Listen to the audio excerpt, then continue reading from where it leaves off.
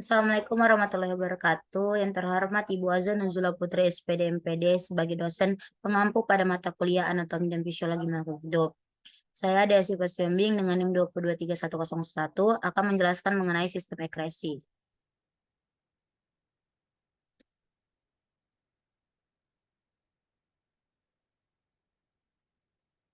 Ada 3 pokok pembahasan kita kali ini. Yang pertama pengertian sistem ekresi, yang kedua organ sistem ekresi, yang ketiga adalah gangguan sistem ekresi.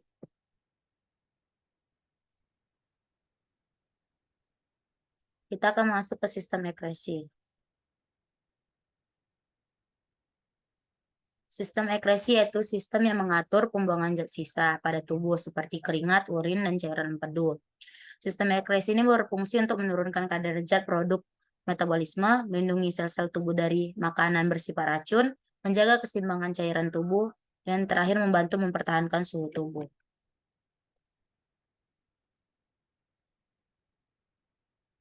Selanjutnya kita masuk ke organ sistem ekresi.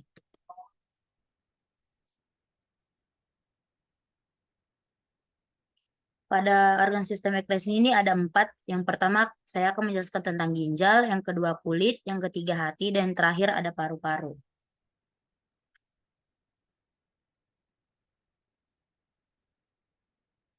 Yang pertama yaitu ginjal. Ginjal berbentuk seperti kacang merah yang terletak di kiri dan kanan tulang pinggang di dalam rongga perut. Ginjal ini sebelah kanan lebih rendah dibandingkan kiri dikarenakan tempat tepat berada di atas hati di bagian atasnya. Ada 3 bagian utama ginjal. Yang pertama itu korteks.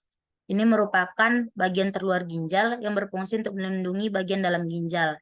Yang kedua itu ada medula yang berfungsi untuk mengangkut cairan masuk ke dalam ginjal dan menjaga urin untuk keluar dari ginjal. Yang terakhir ada pelvis, yang itu merupakan ruang berbentuk corong yang berada di bagian terdalam ginjal. Pelvis ini berfungsi untuk menampung dan membuang urin. Ini merupakan struktur dari ginjal. Terdapat korteks, medula, kaliks, kapsul fibros, ureter, vena arteri, dan yang terakhir ada pelvis renalisis.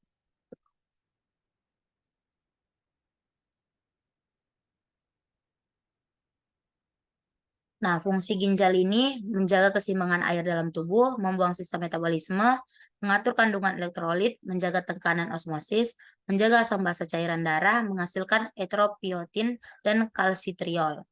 Nah, ginjal ini terhubung ke organ lain seperti ureter, kantung kemih, dan uretra.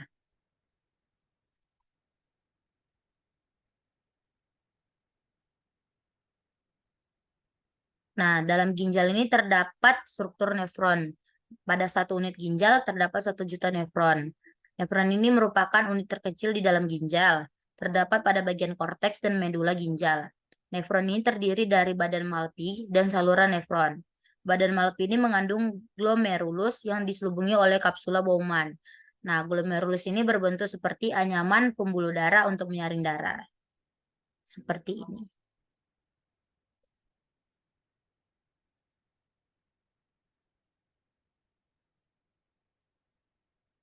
Selanjutnya kita akan masuk ke proses pembentukan urin.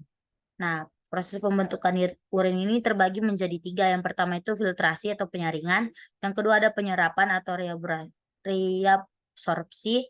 Yang ketiga ada augmentasi atau penambahan. Nah, proses filtrasi ini yaitu penyaringan darah pada glomerulus menghasilkan urin primer seperti glukosa, asam amonia, air, garam, dan mineral. Setelah pada glomerulus ini akan selanjutnya ke tubulus proksimal, yaitu proses reabsorpsi, yaitu penyerapan kembali zat-zat yang masih diperlukan seperti air, glukosa, asam amino, ion, NaK, Ca, dan kalsium, menghasilkan urin sekunder dan tempatnya di tubulus proksima. Selanjutnya akan dikirim ke tubulus distal, yaitu penambahan zat yang sudah tidak berguna lagi dan menyerap kelebihan air, menghasilkan urin sesungguhnya seperti air, urea, asam urat, kreatin, garam, mineral, zat warna empedu. Dan selanjutnya akan dikumpulkan pada tubulus kolektivus. Sedangkan pada proses pengeluaran urin Yang pertama itu dia akan mengalir ke ureter. Selanjutnya akan ditampung oleh kantung kemih dan terakhir akan dibuang di uretra.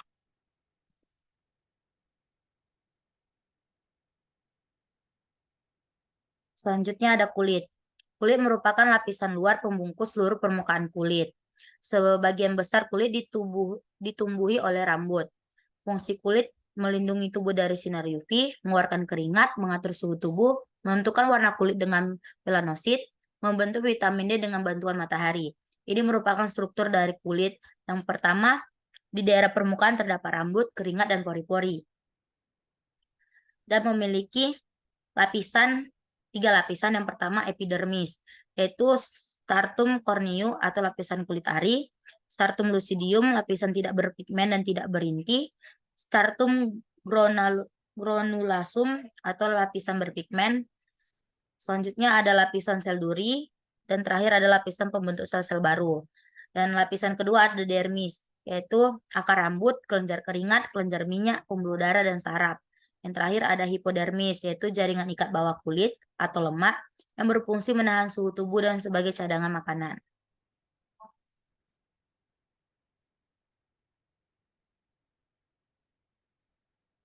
Ini merupakan proses pembentukan keringat. Nah, pada saat tubuh kita meningkat, maka pembuluh darah kita melebar, sehingga dikirimkan sinyal ke hipotalamus. Nah, pada ini, hipotalamus ini akan dikeluarkan enzim yang akan ditangkap oleh kelenjar keringat untuk diambil zat garamnya, sehingga pori-pori kita terbuka dan keluarlah keringat seperti air, garam, dan urea.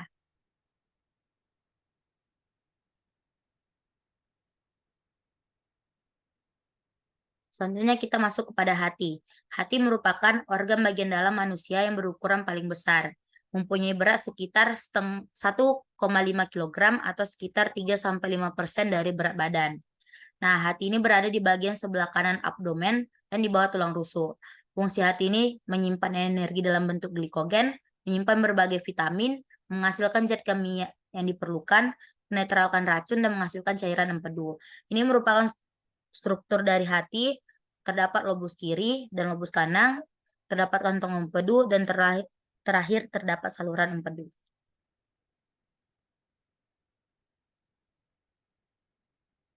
Nah, sistem ekresi pada hati ini, yang pertama itu hati mampu memproduksi cairan empedu secara terus-menerus. Nah, cairan empedu ini berasal dari penghancuran hemoglobin yang sudah tua. Nah, hemoglobin ini akan diuraikan menjadi hemin, globin, dan zat besi. Nah, pada zat besi dan globin ini tersimpan di dalam hati, lalu dikirim ke sumsum tulang merah. Sedangkan hemin ini akan dirombak menjadi bilirubin dan biliverdin yang merupakan zat warna empedu. Terdapat dua warna yaitu hijau dan biru. Kemudian zat warna tersebut akan mengalami oksidasi menjadi urobilin pada usus. Nah, urobilin ini mengalami ekresi pada tubuh sehingga menghasilkan feses dan urin berwarna kuning.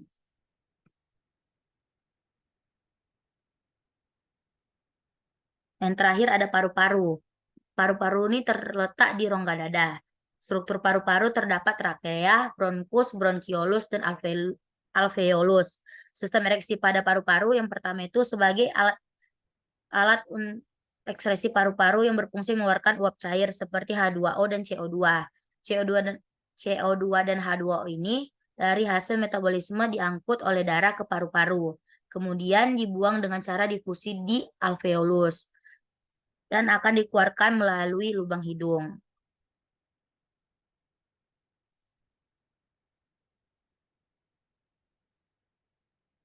Selanjutnya kita akan membahas gangguan sistem ekresi. Gangguan pada sistem ekresi yang pertama ada hiperhidrosis, yaitu gangguan di mana penderita ini berkeringat secara berlebihan, contohnya pada tangan yang selalu basah. Yang kedua ada anhidrosis, yaitu merupakan gangguan di mana tubuh tidak dapat menghasilkan keringat secara normal. Meskipun berada di cuaca yang panas atau banyak beraktivitas, keringat yang dikeluarkan hanya sedikit. Yang ketiga ada hemokromatosis, yaitu gangguan turunan di mana tubuh menyerap terlalu banyak zat besi atau disebut kelebihan zat besi. Yang selanjutnya ada sirosis hati, merupakan gangguan di mana hati dipenuhi dengan jaringan perut dan tidak dapat berfungsi dengan normal. Yang kelima ada gagal ginjal, merupakan gangguan di mana salah satu atau kedua ginjal tidak dapat berfungsi dengan baik. Yang keenam ada batu ginjal, yaitu kondisi di mana adanya endapan pada ginjal yang berasal dari zat kimia pada urin.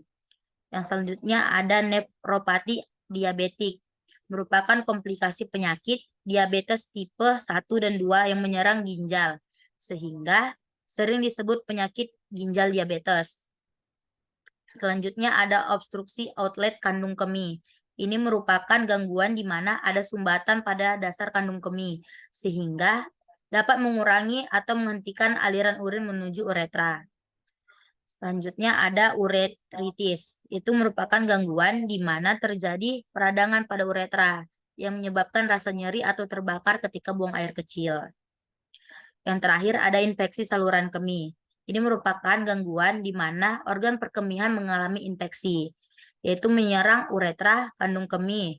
Gangguan ini terjadi akibat adanya bakteri yang masuk ke saluran kemih melalui uretra, sehingga bakteri dapat berkembang biak dalam kandung kemih. Dan jika tidak diobati, infeksi akan menjalar hingga ke ginjal.